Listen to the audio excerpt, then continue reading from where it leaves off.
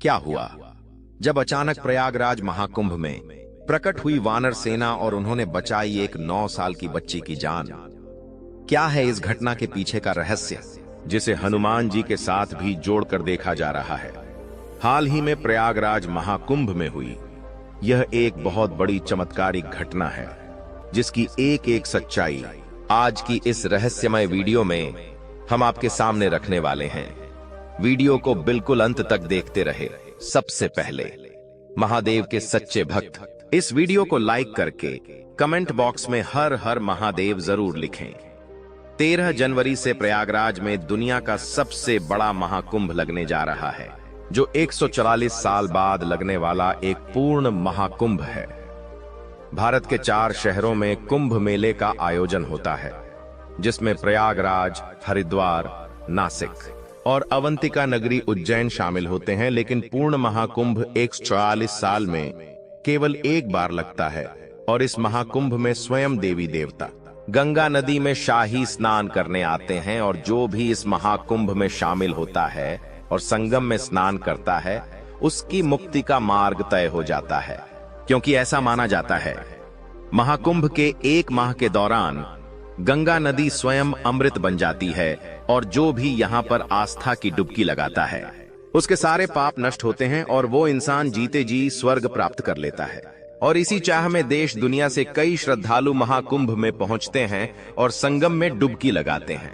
लेकिन इस महाकुंभ में सबसे ज्यादा महत्व साधु संतों का होता है, क्योंकि साधुओं के बिना महाकुंभ अधूरा माना जाता है।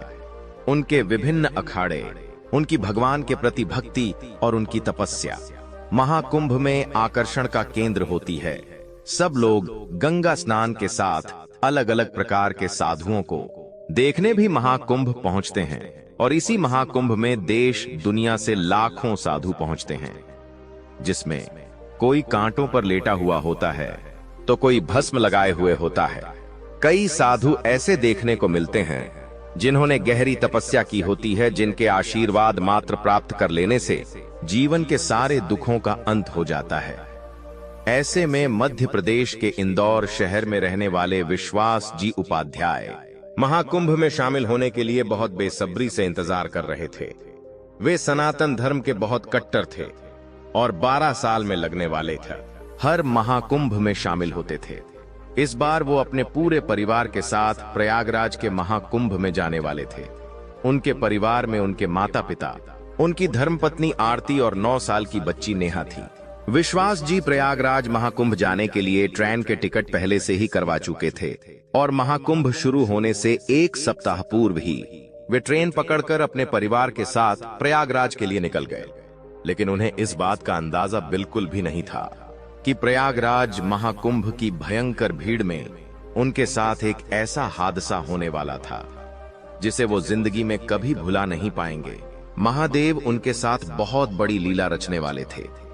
जब विश्वास जी अपने परिवार के साथ महाकुंभ में पहुंचे तो वहां पर बहुत भयंकर भीड़ थी। बहुत सारे लोग पहले से ही वहां पर आ चुके थे। कई साधु संतों ने अपने अपने टेंट लगा रखे थे, लेकिन फिर भी पुलिस दल ने व्यवस्था बहुत अच्छे से संभाल रखी थी। प्रयागराज का वो महाकुंभ बहुत भव्य लग रहा था। कई सारे दुकानें, कई सारे अखाड़े, वास्तव में ऐसा लग रहा था वो मानो वे सतयुग में आ गए हों। लेकिन मैंने उस समय अपनी पत्नी आरती को कहा कि नेहा का हाथ जरा कसकर पकड़ो, क्योंकि भयंकर भीड़ में अगर उसका हाथ छूट गया तो उसे ढूंढ पाना नामुमकिन होगा। तभी उन्हें गंगा के घाट पर वानरों का एक बहुत बड़ा झुंड दिखाई दिया, जो गंगा घाट पर मौज मस्ती कर रहा था। सभी लोगों का कहना था कि वैसे यहाँ पर इतने सारे बंदर एक साथ नहीं होते, लेकिन यह महाकुंभ का ही चमत्कार है कि यहाँ देश दुनिया से लाखों करोड़ों लोग तो आते हैं, लेकिन इस महाकुंभ में शामिल होने के लिए कई सारे जानवर भी यहाँ आकर एकत्रित हो जाते हैं, क्योंकि महाकुंभ के दौरान यहाँ का वातावरण काफी पवित्र होता है। उन वाहनों की सेवा में एक बंदर ऐसा था जिसकी पूंछ नहीं थी। विश्वास जी को उसके ऊपर दया आई और उसे खाने के लिए केले दिए। उसके साथ साथ ही अन्य बंदरों को भी विश्वास जी ने केले खिलाए। उसी समय उनकी मुलाकात रुद्राक्ष वाले बाबा से हुई। विश्वास जी ने देखा कि उन साधु महाराज ने अपने शरीर पर 1,25,000 रुद्राक्ष धारण कर रखे थे। जिनका वजन तकरीबन 45 किलो था। वास्तव में वे काफी सिद्ध पुरुष थे। उनका आशीर्वाद विश्वास जी के पूरे परिवार ने लिया। आगे चलते चलते उन्हें कई साधु महाराज मिले, जिनमें एक ऐसे साधु महाराज थे जिन्होंने अपना एक हाथ पिछले 12 सालों से हवा में रखा हुआ था और वो हाथ पिछले 12 सालों से उन्होंने नीचे नहीं किया था। ऐसी कठिन तपस्या कोई सिद्ध महात्मा ही कर सकते हैं। उनका भी आशीर्वाद लेकर विश्वास जी अपने पूरे परिवार के साथ गंगा में डुबकी लगाने के लिए पहुंचे। वहां पर संगम में स्नान करने के बाद वे अलग अलग मंदिरों में दर्शन करने के लिए जा रहे थे। प्रयागराज महाकुंभ में 12 विशेष मंदिर होते हैं, जिन्हें 12 माधव मंदिर कहा जाता है। सब लोग इन मंदिरों में दर्शन करने के लिए भयंकर भीड़ लगाते हैं।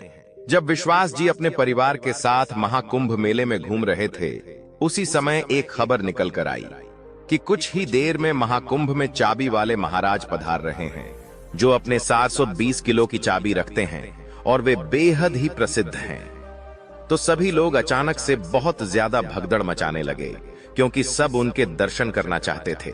ऐसा कहते हैं चाबी वाले बाबा अपनी उस 20 किलो की चाबी से अहंकारियों का अहंकार तोड़ते हैं और समाज में न्याय की स्थापना करते हैं।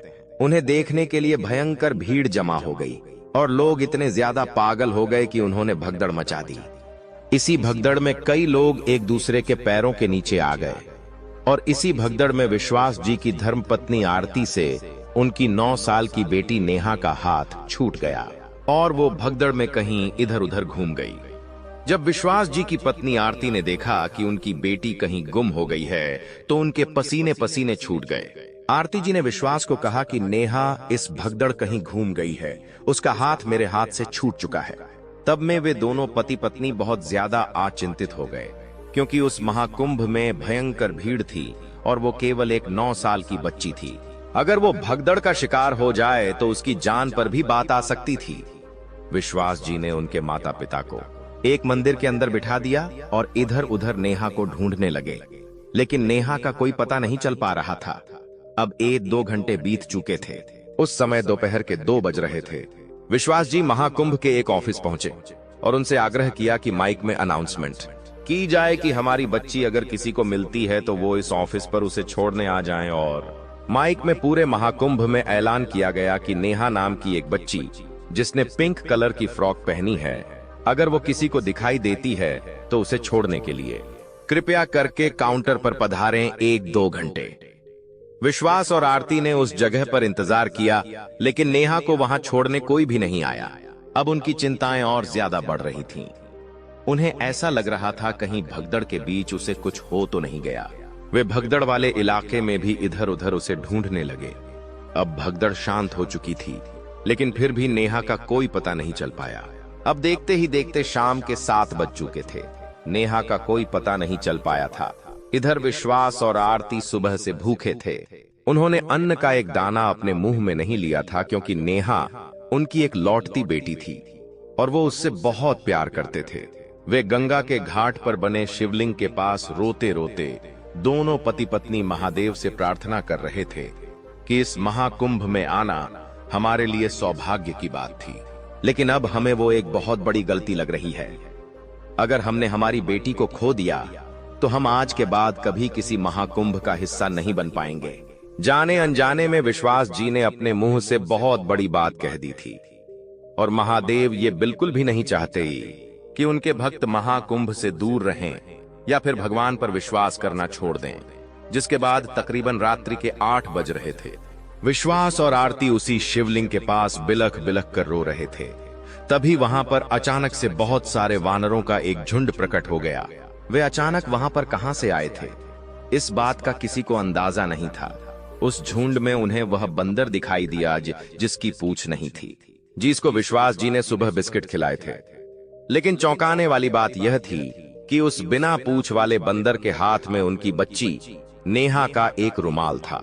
जब विश्वास और ये आरती ने वो रुमाल देखा तो वे समझ चुके थे कि यह तो नेहा का रुमाल है। तब उनकी जान में जान आ गई। वो धीरे से उस बंदर के पास जाने की कोशिश करने लगे तो वो बंदर धीरे धीरे आगे बढ़ने लगा। ऐसा लग रहा था मानो वो उन्हें कहीं ले जाना चाहता हो। विश्वास और आरती उस बंदर के पीछे पीछे जाते रहे और तकरीबन महाकुंभ में 1 किलोमीटर पैदल चलने के बाद वो बंदर एक गंगा घाट पर एक नाव के अंदर वो रूमाल रखकर वहां से कहीं अंतर ध्यान हो गया। जब विश्वास और आरती उस नाव के अंदर वो रूमाल लेने पहुंचे तो वहां का नजारा देखकर उनके रोंगटे खड़े हो गए, क्योंकि उस नाव के अंदर नेहा बेहोश अवस्था में मौजूद थी। उस समय वे दोनों पति पत्नी नाव के अंदर फूट फूट कर रोने लगे, क्योंकि उनकी बच्ची उन्हें मिल चुकी थी। वो बंदर जिसकी सुबह विश्वास जी ने भूख मिटाई थी, आज वही बंदर भगवान का रूप लेकर उनकी खोई हुई बेटी को पुनः उनसे मिलाकर चला गया। किसी ने क्या खूब कहा है, किया हुआ अच्छा कर्म अच्छे परिणाम लेकर जरूर लौटता है, और आज विश्वास जी के साथ घटित यह घटना इसका जीता जागता उदाहरण है। लेकिन अभी भी नेहा बेहोशी की अवस्था में थी। कुछ गंगा जल के छींटे उसके मुंह पर मारकर उसे होश में लाया गया। वो छोटी सी बच्ची बहुत ज्यादा डर चुकी थी, लेकिन अपने माता पिता को सामने देख उसकी जान में भी जान आ गई। उसका कहना था कि भगदड़ के बीच जब उसकी मां से उसका हाथ छूटा तो भीड़ के साथ इधर उधर भटक गई। सारे चेहरे उसे अनजाने लग रहे थे। उसे किसी के ऊपर भी भरोसा नहीं था। तो वे गंगा के इस घाट पर इस नाव के अंदर बैठ गईं, लेकिन भूख प्यास की वजह से रात्रि तक वो बेहोश हो गई। लेकिन महादेव की कृपा से और वानर सेना के चमत्कार से एक बार फिर विश्वास और आरती अपनी बेटी नेहा को प्राप्त कर पाए थे। वे उसी गंगा घाट पर फिर पधारे और शिवलिंग को हाथ जोड़कर प्रणाम किया और भोले बाबा से वादा किया कि आपने हमारी लाज रखी। अगर आज हमारी बेटी हमसे जुदा हो जाती तो हम कभी भी महाकुंभ का हिस्सा नहीं बनते। लेकिन हम समझ चुके हैं, आप चाहते हैं कि हम हर 12 साल में महाकुंभ आते रहे, इसलिए आज आपने हमारे साथ होने वाली बहुत बड़ी दुर्घटना को टाल दिया, क्योंकि भाग्य बनाने वाले को ब्रह्मा कहते हैं, लेकिन जो बने हुए भाग्य को भी बदल दे उसे महाकाल महादेव कहते हैं।